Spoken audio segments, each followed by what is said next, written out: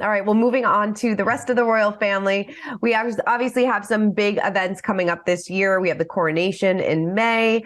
It's going to be a big year of celebration. So what are kind of the key things that we need to look forward to in 2023 for the royal family? In 2023, King Charles is going to really get going as king. I mean, this will be a year of firsts for him. Everything that he does will be more or less for the first time as king, and that's going to mean that we're all watching carefully, I think.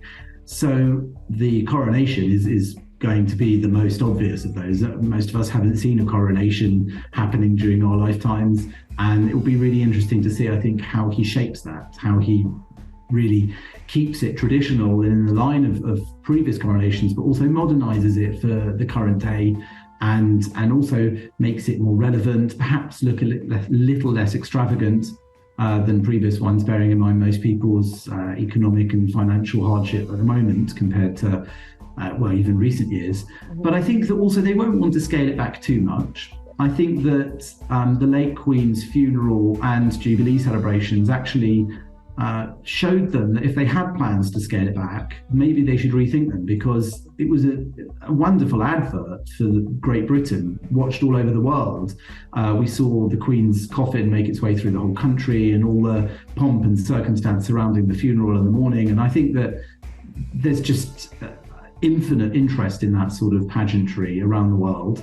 And maybe they'll think the same could be true for the coronation, and so perhaps there'll be more than they might want to have planned for that. We'll also see if they invite Harry and Meghan. I suspect they will. If they invite and feature very largely Prince Andrew because of the controversy surrounding him, those sorts of details will be interesting. But I think that it will go along the lines much of what we would expect. And then later on, we'll be also seeing how he changes the royal family, I think, whether he prioritizes certain members over others, how they share the burden between them, whether he does more streamlining, whether he does try to reduce the number of people in the public eye and even public pay.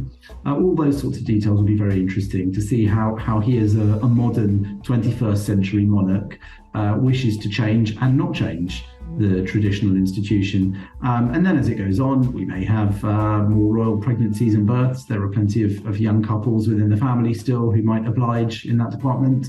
That's often something that brightens things up.